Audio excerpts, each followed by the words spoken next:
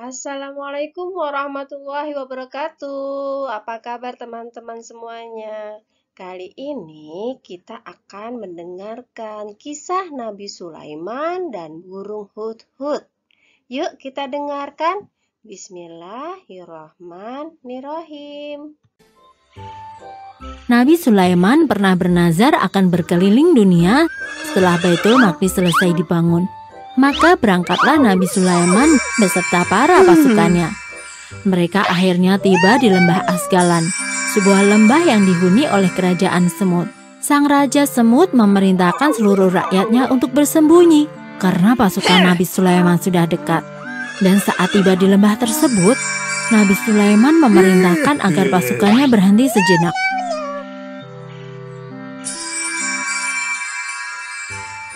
Sungguh mukjizat yang luar biasa. Nabi Sulaiman dikaruniai kemampuan untuk mengerti bahasa binatang. Karenanya, Nabi Sulaiman memerintahkan pasukannya untuk berhenti sejenak agar para semut bisa mencari tempat berlindung yang aman. Setelah semua semut aman, Nabi Sulaiman pun memerintahkan pasukannya untuk kembali berjalan. Beberapa waktu kemudian, sampailah rombongan Nabi Sulaiman di sana, sebuah padang pasir yang gersang dan tandus. Ketika sedang beristirahat, Nabi Sulaiman menerima laporan yang mengejutkan dari pasukannya, yaitu burung hut. Burung hut berkata bahwa di negeri Yaman ada kerajaan Sabah yang dipimpin oleh Ratu Balqis yang sangat cantik jelita. Seluruh kerajaan itu menyembah pada matahari. Nabi Sulaiman lantas mengutus burung hut ke Sabah untuk menyampaikan surat. Dalam surat itu, Nabi Sulaiman meminta agar seluruh kerajaan Sabah berhenti menyembah matahari dan menyembah hanya kepada Allah saja. Rupanya kerajaan Sabah tidak mau menuruti perintah Nabi Sulaiman.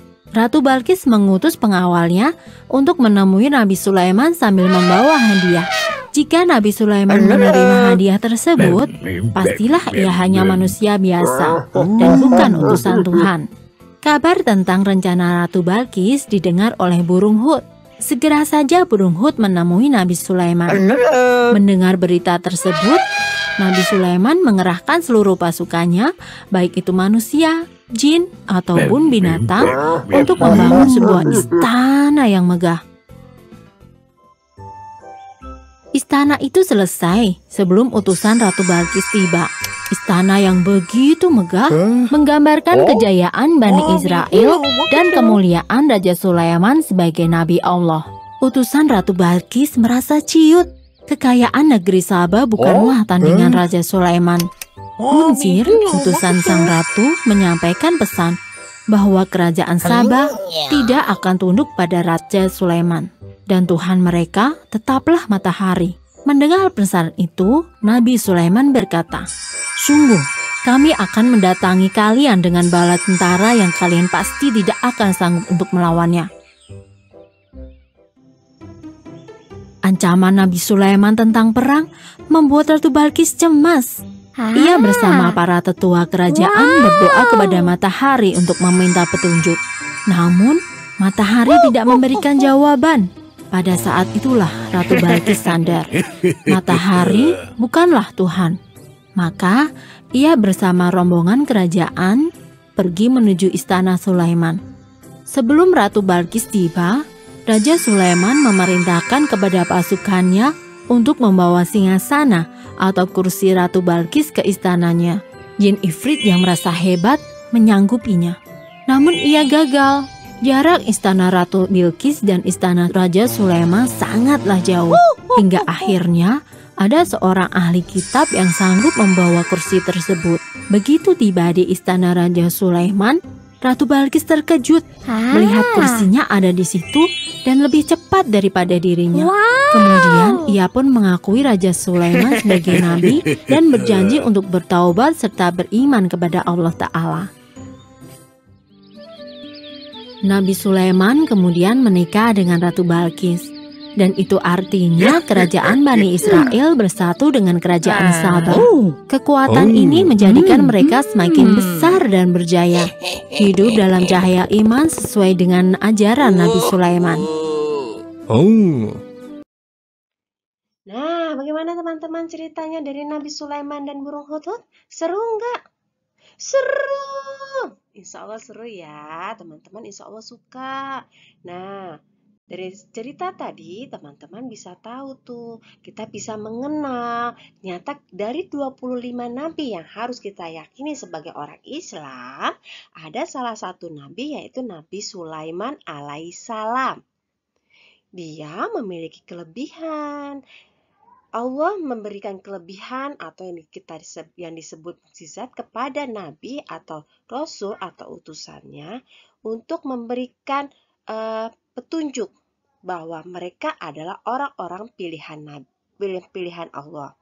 Apa sih kelebihan dari Nabi Sulaiman?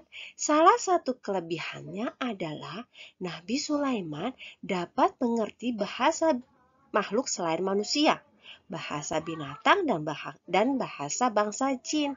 Makanya mereka menjadi pasukan atau anak buahnya dari Nabi Sulaiman. Hebat ya teman-teman ya, subhanallah. Allah memang maha hebat.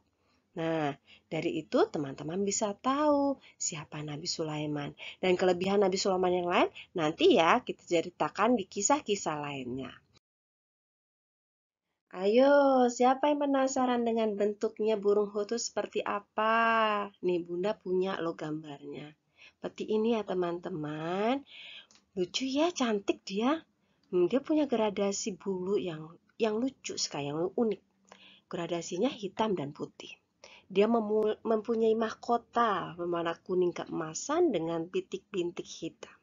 Kelihatan, wow, seperti raja atau ratu. Di mana sih mereka tinggal? Mereka tinggal di negara yang namanya Israel.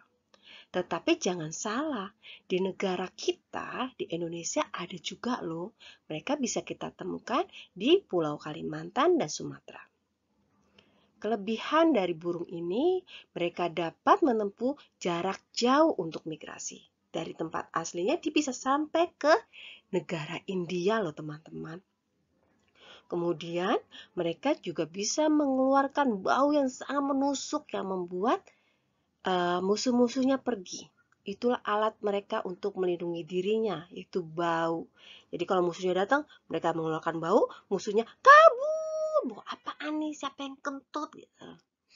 Kemudian kelebihan mereka lagi, mereka membuat lubang untuk apa coba? Untuk tempat tinggal mereka. Mereka tidak membuat sarang dengan ranting-ranting, tapi mereka mematuk pohon atau batang pohon atau tebing, mencari lubang-lubang di tebing untuk mereka tinggali bersama anak dan keluarga mereka, anaknya, ibunya, dan bapaknya. Baiklah teman-teman, sekian dulu cerita tentang Nabi Sulaiman dan burung hut.